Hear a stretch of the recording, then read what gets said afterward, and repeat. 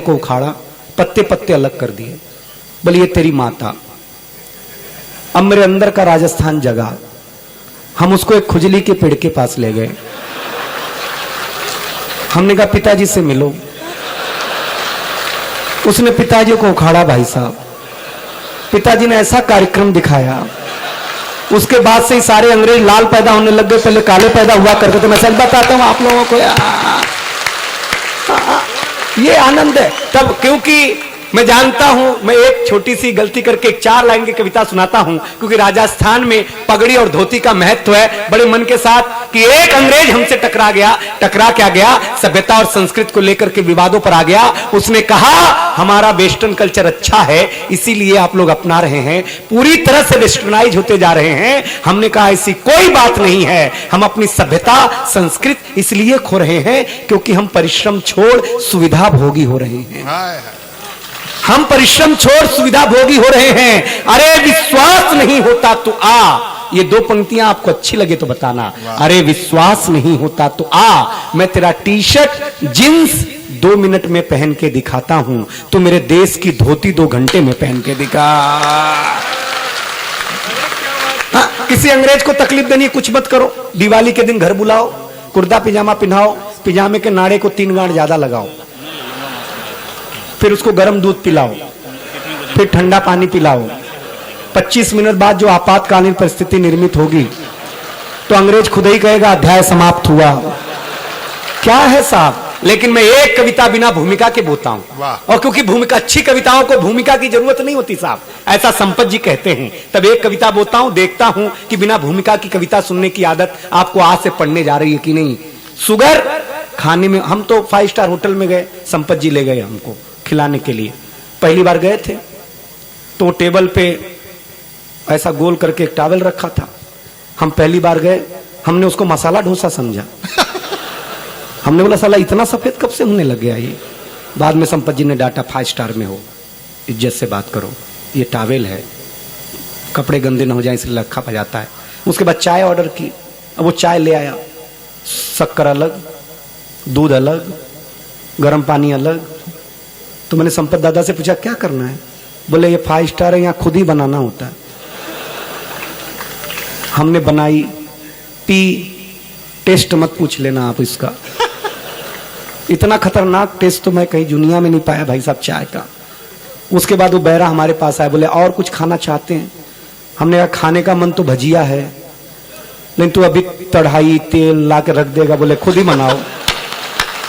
ऐसा 5 स्टार भाड़ में जाए यार, अपना घर अच्छा है भाई, अपना ठेला अच्छा है, तब गांव जिंदा रहना चाहिए। मैं इतना संदेश देना चाहता था। तब एक कविता सुनाता हूं और देखता हूं कि आगे से पीछे तक कैसे लोग आप सुन के बताते हैं कि शुगर खाने में मजा देती है, लेकिन अगर हो जाए तो फिर सजा देती है। मैंने अपने दोस्त से कहा यार आपकी बीवी आपको इतना डांटती हैं, इतना चीखती हैं, इतना चिल्लाती हैं, फिर भी आप सहन करते हो, ऐसी क्या लाचारी है। तो दोस्त ने कहा क्या बताऊं यार, मेरे बीवी को डॉक्टर ने मीठा बोलने से मना किया है। मेरे बीवी को डॉक्टर ने मीठा बोलने से मना किया है, क्योंकि मुझे डायबिटीज की बीमारी है। अब तक आपने हमें वो आशीर्वाद नहीं दिया जिसकी इंतजार में है दिनेश बावरा मुंबई महानगर से आकर के, क्योंकि मेरे बीवी को डॉक्टर ने मीठा बोलने से मना किया है, क्योंकि उसको डायबिटीज की बीमारी है, मुझे डायबिटीज की बीमारी है। तब तक रामू दौड़ते हुए आया, बोला सेठ जी बधाई हो, बधाई हो, बड़े भैया को शुगर हुई है। भगवान की क्या कृपा है, पहले मुन्ना हुआ था अब शुगर हुई है। सेठ ने डांटते हुए बोला बेवकूफ आदमी, सावधान हो जाना आप लोग। सेठ ने डांटते हुए बोला बेवकूफ आदमी तेरी मत गई मारी है, शुगर कोई बेटी नहीं है बीमारी है। ये 2 पंक्तियां संभाले आप लोग राजस्थान पत्रिका के पाठ को, ये शुगर कोई बेटी नहीं है बीमारी है। रामू ने कहा क्या फर्क पड़ता है सेठ जी, बेटी हो या बीमारी, फर्क इतना है कि बीमारी में बड़े लोग परहेज से मरते हैं और बेटी होने पे हम गरीब लोग दहेज से मरते हैं। क्या फर्क पड़ता है सेठ जी, बेटी हो या बीमारी, फर्क इतना है कि बीमारी में बड़े लोग परहेज से मरते हैं, बेटी होने पे हम गरीब लोग दहेज से मरते हैं। सेठ जी ये शुगर होती क्या है, कुछ नहीं, शरीर में शुगर की मात्रा ज्यादा होने पर लोग सकते में रहते हैं। इसे संस्कृत में शर्करा, हिंदी में मधुमेह, अंग्रेजी में डायबिटीज कहते हैं। सेठ जी अगर ये सच है तो जो जैसा करेगा वैसा भरेगा, और किसी का तो पता नहीं, पर ये मल्लिका के चलते इमरान हाशमी जरूर डायबिटीज से मरेगा। बहुत अच्छे, जरूर डायबिटीज से मरेगा वो हो। इसीलिए सेठानी जी फीकी चाय पीती हैं, बहुरानी फीकी होते ही चिल्लाती हैं, ननद जी तो फीकी या मीठी कुछ भी हो जाए, बड़बड़ाते हुए किचन तक चली आती हैं। सेठ जी बड़ी देर से एक बात मुझे खाए जा रही है, कहीं ये शुगर के चलते हमारे रिश्तों में कड़वाहट तो नहीं आ रही है? हाय हाय, कहीं ये शुगर के चलते हमारे रिश्तों में कड़वाहट तो नहीं हो रही आ रही है? रामू, शुगर न हो ऐसे उपाय सुझाओ। कुछ नहीं, खूब पसीना बहाओ, मेहनत की नहीं मेहनत करके खाओ। वाह वाह, मेहनत की नहीं मेहनत करके खाओ। ओहो सेठ जी, इतनी सी बात लोगों के समझ में नहीं आती है। जब हम फ्री की शुगर ज्यादा खाना शुरू कर देते हैं तो बाद में शुगर फ्री खाने की नौबत आती है।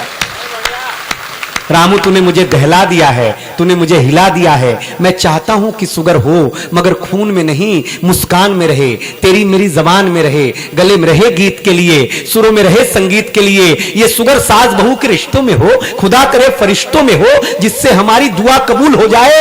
ये शुगर हिंदुस्तान पाकिस्तान की मूल हो जाए, ये नजर भी न तीखी हो इस जहान की, ये शुगर पहचान हो हिंदुस्तान की। हे ईश्वर, अब हमें बस एक आशीर्वाद चाहिए, इस पाली में, इस मारवाड़ में, इस राजस्थान में, इस भारत में मधुमेह नहीं मधुमास चाहिए। वाह, क्या मन से आपने सुना है मुझे? अगर पाली में ताली नहीं मिलेगी तो कल हम लोग नाली में दिखेंगे। हाँ, लेकिन अच्छा ऐसे ही सुनते हैं साहब। हमें घर पे ठीक से सुन लिया गया होता तो इतना दूर क्यों आते हैं हम?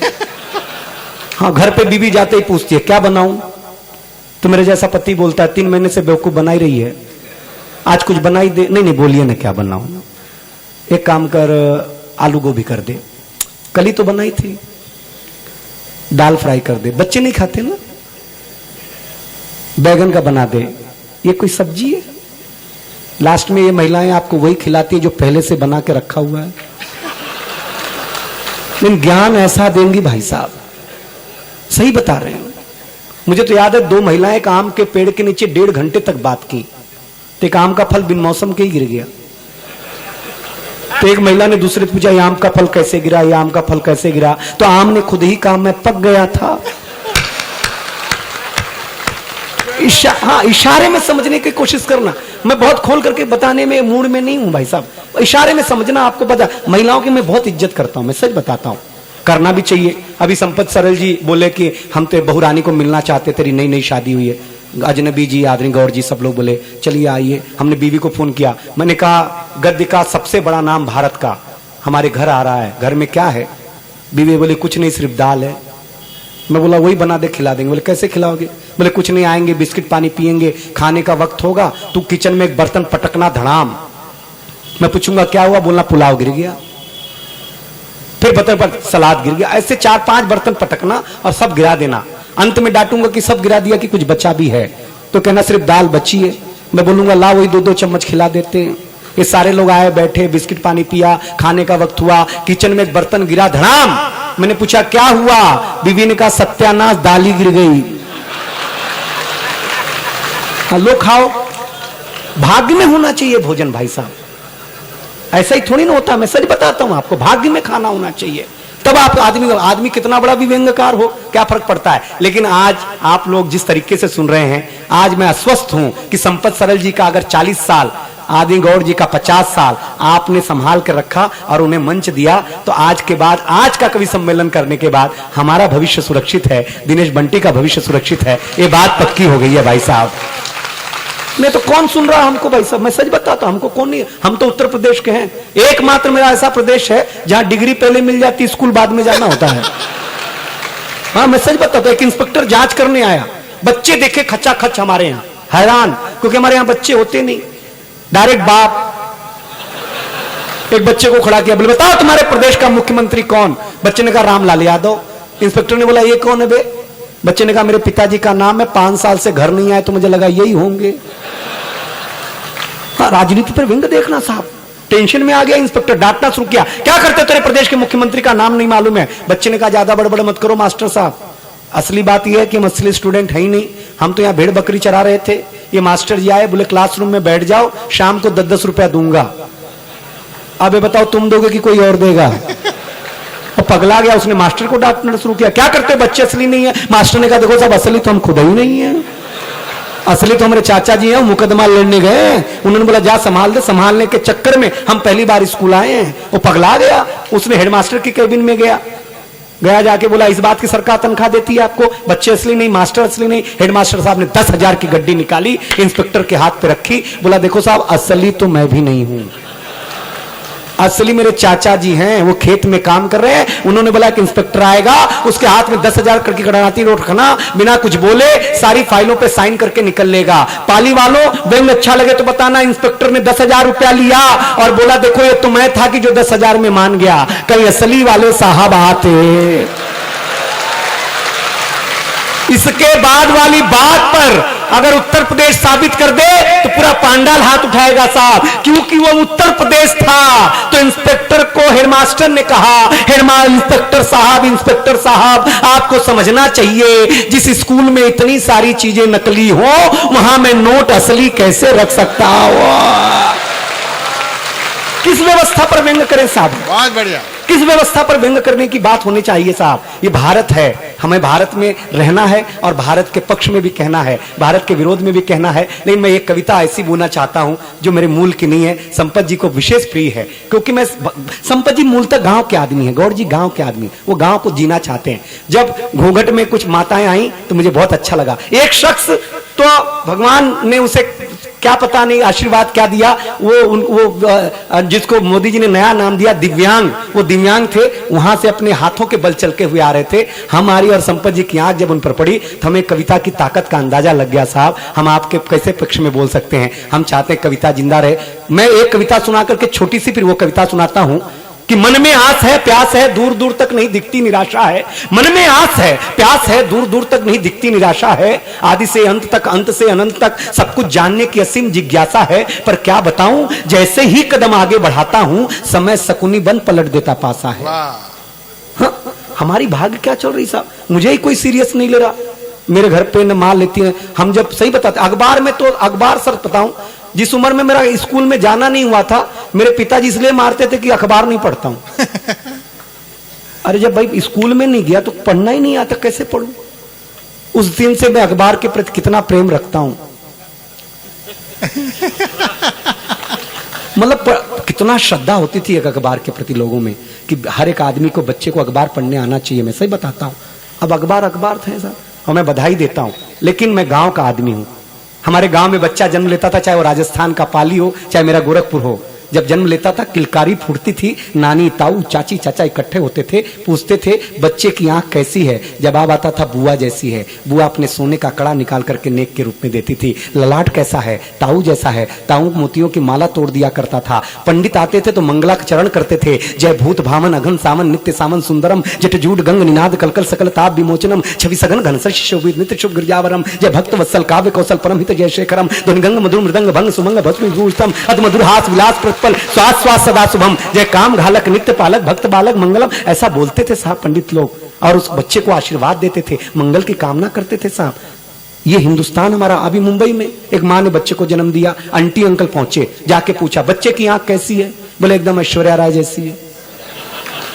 बच्चे का गाल कैसा? बोले एकदम गोविंदा जैसा है। तो मैंने उस मम्मी से पूछा, मम्मी जी एक बात बताओ, इसमें तुम्हारा भी कुछ है कि नहीं? सब इंडस्ट्री से डाल रखा है। हमारे गांव में बच्चा निकलता था तो चेहरा देख करके लोग कहते थे तू फलनवा का बेटा है क्या? ये संस्कार होता था साहब। हम अपने परिवार में अपना चेहरा ढूंढते थे साहब, अब हम इंडस्ट्री में अपना चेहरा ढूंढते हैं साहब, इसलिए हम पतन की तरफ जा रहे हैं साहब। हम परिवार में अपना चेहरा ढूंढे, हमें अच्छा लगेगा साहब। लेकिन दुनिया कुछ भी कर ले, तब एक कविता सुना करके अपना स्थान ग्रहण करूंगा, क्योंकि आप लोगों को 2-3 महारथियों को सुनना कि एक आधुनिक महिला ने एक बच्चे को जन्म दिया। मैं तो अभी मंदिर में गया था 1.5 साल पहले, तो पंडित जी ने आशीर्वाद दिया जोड़ी सलामत रहे। तो मैंने पंडित जी को जो दक्षिणा देने वाला था वापस रख लिया। मैंने कहा महाराज मेरी शादी ही नहीं हुई है, तो आप जोड़ी सलामत रहे। बोले मैं जूतों की बोल रहा हूं।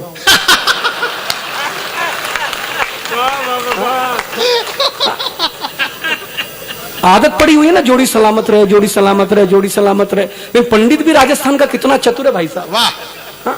अपना दक्षिणा तुरंत लेने में भरोसा रखता है भाई साहब, मैं सही बताता हूं। लेकिन क्या करे, जीवन है साहब। हम भगवान के आगे जाते हैं।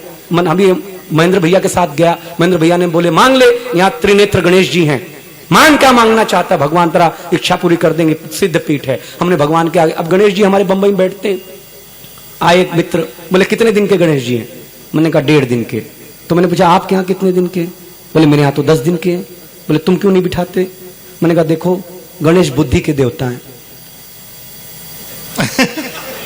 जिसको जितने दिन की चाहिए वो उतने दिन बिठाता है। मेरा 1.5 दिन में कोटा पूरा हो जाता है, तुम 10 दिन बिठाते रहो, तुम्हारा 10 दिन का कोटा पूरा होता है, क्या फर्क पड़ता है साहब। तो मैं गया भगवान के गणेश जी के हाथ में जोड़ा। मैंने कहा हे भगवान मर्सिडीज कार दे, एक अच्छा बंगला दे, स्विस बैंक में खाता दे। तो एक थप्पड़ मारा। बोले बेवकूफ आदमी ये सब मांगता भगवान के आगे? मांगने नहीं आता, मैं मांगता हूं देख। इन्होंने मांगना शुरू, हे भगवान बुद्धि दे, विवेक दे, शांति दे। मैंने कहा महेंद्र भैया इसमें कौन सी बड़ी बात है, जिसके पास जो नहीं होता है वो मांगता है।